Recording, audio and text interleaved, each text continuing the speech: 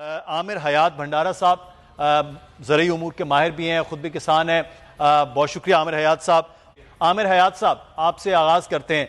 सैलाब आया है और उसके बाद जो आमिर हयात साहब तबाही हुई है, अगले आने वाले वक्त में इन इलाकों में क्या होगा? ये बहुत बड़ा ज़रूरी इलाका है जो तबाह हो चुका है।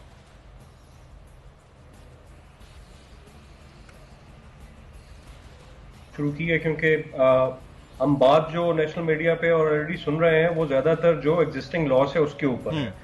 एग्जिस्टिंग लॉस तो बहुत ज्यादा हो चुका है और आज की जो फाइनेंस मिनिस्ट्री की रिपोर्ट पता चल रही है वो 40 अरब डॉलर का लॉस है और उसमें एग्रीकल्चर भी है, इंफ्रास्ट्रक्चर भी है। लेकिन सबसे बड़ा जो मेरे ख्याल में एज ए किसान या ज़राअत से वाबस्ता होने की सूरत में मुझे नजर आ रहा है वो आपकी अगले चैलेंजेस है फूड सिक्योरिटी के हवाले से। और ये दो तीन तरह के चैलेंजेस होंगे। नंबर वन, एक तो ये है कि आपकी जो चावल की फसल है, कॉटन की फसल है और कुछ हद तक सब्जियां जो है वो इसमें तबाह बर्बाद हो चुकी हैं। अब आपकी बहुत बड़ी एक इंटरनेशनल मार्केट है राइस की भी और कॉटन की भी, और वो जो है वो सबसे पहले तो वो डिस्टर्ब होगी। और दूसरा जो गंदम की बात, अभी जिस तरह आपने बलूचिस्तान के हवाले से बात की, गंदम का एक बहुत बड़ा बहरान का मुझे खदशा नजर आ रहा है क्योंकि अभी की जो सिचुएशन है और जिस तरह हम कोई 9-10 स्पेल्स हो चुके हैं इस मानसून के, और अभी भी जो है वो पानी इस पोजीशन में नहीं है सिंध के एरियाज में, बलूचिस्तान के एरियाज में और जो हमारे साउथ पंजाब के कुछ एरियाज में, कि वहां पे कुछ फसलें जो है वो काश्त की जा सके।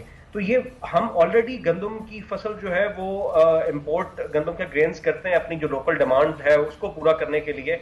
और जो पिछले वक्त में जो रूस और यूक्रेन के मसले की वजह से जो शॉर्टेज पैदा हुई है दुनिया में, वो शायद पूरी दुनिया हमारा ये लॉस जो है वो बर्दाश्त नहीं कर पाएगी। तो situation is very critical in terms of गंदम, और जो किसानों के मामला हैं वो शायद उससे भी ज्यादा गंभीर हो जाएंगे क्योंकि वो ऑलरेडी इनफॉर्मल डेट के ऊपर होते हैं मंडी के आड़तियों से और इनफॉर्मल चैनल से।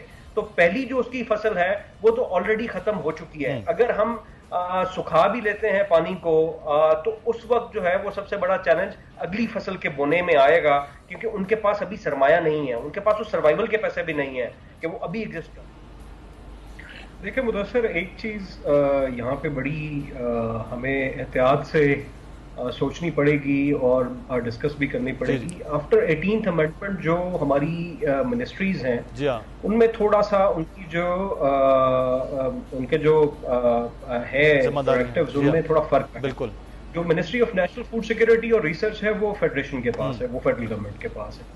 Ministry of agriculture, ministry of irrigation और मिनिस्ट्री ऑफ जो आपकी लाइव स्टॉक है, डेयरी डेवलपमेंट, वो प्रोविंसेस के पास है।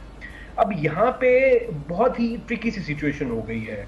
अभी आपको एक चैलेंज ये आ रहा है कि आपने जो एग्जिस्टिंग जो ह्यूमन डिस्प्लेस हो चुकी है आबादी, जो इस तबाही का शिकार है, उनको फूड सिक्योर किस तरह करना है। सही। दूसरी सिचुएशन ये है कि आपने ज़राअत में किस तरह आगे जाना है, आपने लाइफ स्टॉक को किस तरह बचाना है। और एक जो बहुत बड़ी चैलेंज हमें नजर आ रहा है वो सिर्फ ह्यूमन जो फूड है उसमें क्राइसिस में तो आ ही रहा है, एनिमल्स के लिए फॉडर नहीं है। और एनिमल्स का जो फॉडर है वो देखें, वो सिंध के जो एरिया में सारा था वो खत्म हो चुका है।